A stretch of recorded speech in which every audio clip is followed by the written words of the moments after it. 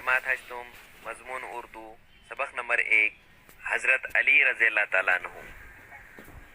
حضرت علی رضی اللہ تعالیٰ عنہ ہمارے نبی حضرت محمد صلی اللہ علیہ وسلم کے چچازاد بھائی تھے۔ ان کے والد ابو طالب کا شمار مکے کے ذی اثر لوگوں میں ہوتا تھا۔ بچپن ہی سے حضرت علی حضور صلی اللہ علیہ وسلم کی تربیت میں رہے۔ بچوں میں سب سے پہلے ایمان لانے کی سعادت حضرت علی رضی اللہ تعالیٰ نے حاصل کی۔ اس وقت ان کی عمر مشکل سے 8-10 برس کی تھی۔ ایک مرتبہ قریش مکہ نے حضرت محمد صلی اللہ علیہ وسلم کو رات کے وقت قتل کرنے کی سازش کی۔ آپ صلی اللہ علیہ وسلم کو اس کا علم ہو گیا۔ حضور صلی اللہ علیہ وسلم کے پاس مکے کے لوگوں کی امانتیں رکھی ہوئی تھی۔ اس رات آپ صلی اللہ علیہ وسلم نے اپنے بستر پر حضرت علی رضی اللہ تعالیٰ عنہ سے سونے کے لیے کہا۔ اللہ کے حکم سے مدینہ ہجرت فرمائی۔ آپ صلی اللہ علیہ وسلم نے جاتے وقت حضرت علی رضی اللہ تعالیٰ عنہ کو ہدایت کی کہ وہ مکے والوں کو ان کی امانتیں لوٹا کر مدینہ آ جائیں۔ اس رات حضرت علی رضی اللہ تعالیٰ عنہ حضور صلی اللہ علیہ وسلم کے بستر پر بے خوف اور گہری نیند سو گئے۔ قریش مکہ نے جب آپ صلی اللہ علیہ وسلم کے بستر پر حضرت علی کو پایا تو انہیں سخت مایوسی ہوئی۔ وہ غصے سے واپس لوٹ گئے۔ بعد میں حضرت علی رضی اللہ تعالیٰ عنہ نے لوگوں کی امانتیں لوٹائیں اور مدینہ ہجرت کے دوسرے سال اللہ کے رسول صلی اللہ علیہ وسلم نے اپنی بیٹی بی بی فاطمہ رضی اللہ تعالیٰ عنہ کا نکاح حضرت علی رضی اللہ تعالیٰ عنہ سے کر دیا۔ حضرت علی رضی اللہ تعالیٰ عنہ نے بچپن ہی میں پڑھنا لکھنا سیکھ لیا تھا۔ حضور اکرم صلی اللہ علیہ وسلم کی جانب سے جو خطوط روانہ کیے جاتے انہیں اکثر حضرت علی رضی اللہ تعالیٰ عنہ لکھا کرتے تھے۔ انہیں تقریر و خطابت کا خطاداد میں لکھا حاصل تھا۔ حضرت علی رضی اللہ تعالیٰ عنہ میں بہت سی خوبیاں تھیں۔ ان کی بہادری اور جنگی صلاحیت سے ہر خاص و عام واقف تھا۔ خیبر کی جنگ میں انہوں نے بے مثال شجاعت کا مظاہرہ کیا جس کی وجہ سے خیبر کا قلعہ فتح ہوا۔ حضرت علی صاحب الرائے تھے۔ کوئی تنازع آ پڑتا تو ایسا فیصلہ کرتے کہ لوگ دنگ رہ جاتے۔ دوسرے خلیفہ حضرت عمر فاروق رضی اللہ تعالیٰ عنہ فرمایا کرتے تھے کہ ہم لوگوں میں سب سے بہتر فیصلہ کرنے کی صلاحیت حضرت علی رضی اللہ تعالیٰ عنہ میں ہے۔ حضرت عمر فاروق رضی اللہ تعالیٰ عنہ کو جب کوئی مشکل معاملہ پیش آتا تو وہ حضرت علی رضی اللہ تعالیٰ عنہ سے مشورہ کرتے تھے۔ حضرت علی کی سب سے یہ نمایاں خصوصیت اس کا استغنا اور دنیا میں بے رغبتی ہے۔ عیش و آرام کے تمام اسباب ان کے قدموں میں تھے۔ حکومت کے پورے اختیارات اور مال و دولت کے سارے وسائل انہیں حاصل تھے۔ لوگوں کی طرف سے تعظیم و تکریم میں کمی نہ تھی اور نہ کوئی ان کا محاسبہ کر سکتا تھا۔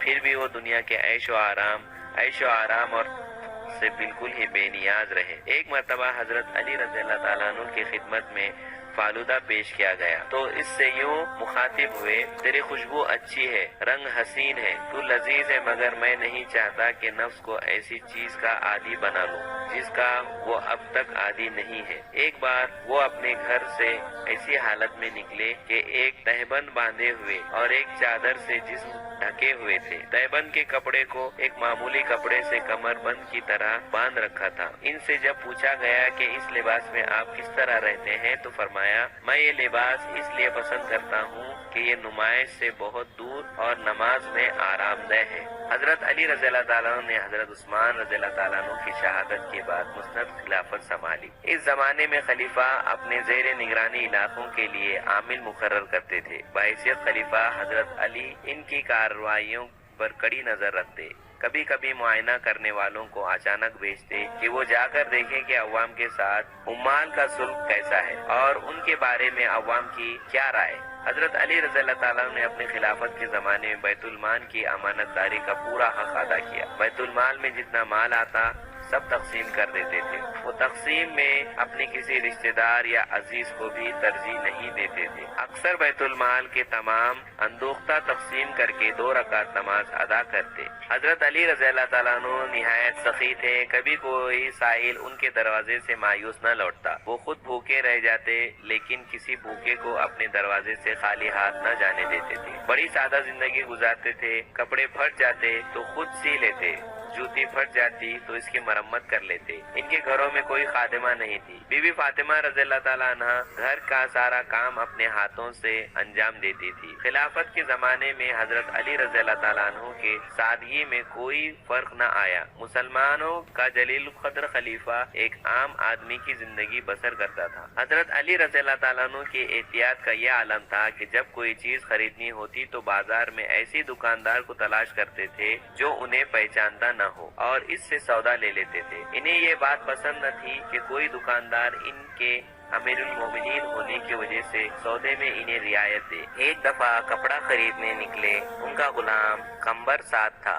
انہوں نے 2 موٹی موٹی چادریں خریدی، پھر قمبر سے کہنے لگے ان میں سے جو تمہیں پسند ہو لے لو۔ ایک چادر اس نے لے لی اور دوسری حضرت علی رضی اللہ تعالیٰ عنہ نے اوڑھ لی۔ خلیفہ کا اپنے غلام کے ساتھ یہ حسن سلوک دیکھ کر لوگ دنگ رہ گئے۔ ایک دفعہ حضرت علی رضی اللہ تعالیٰ عنہ کی کھوئی ہوئی زرہ ایک یہودی کو مل گئی۔ وہ زرہ کو اپنی ملکیت بتانے لگا اور حضرت علی رضی اللہ تعالیٰ عنہ کو زرہ واپس کرنے سے انکار کر دیا۔ خلیفہ ہونے کے باوجود حضرت علی مدعی بن کر خود قاضی شریعت کی عدالت میں حاضر ہوئے اور اپنی گواہی میں اپنے فرزند حضرت حسن رضی اللہ تعالیٰ عنہ اور اپنے غلام قمبر کو پیش کیا۔ قاضی نے ان دونوں کی شہادت قبول کرنے سے انکار کر دیا اور کہا کہ بیٹی کی گواہی باپ کے لیے اور غلام کی گواہی آقا کے لیے ناقابل قبول ہے۔ خلیفہ وقت مقدمہ ہار گئے۔ اس بے مثال انصاف کا یہودی کے دل پر بہت اثر ہوا۔ اس کو اپنے کیے پر سخت شرمندگی ہوئی۔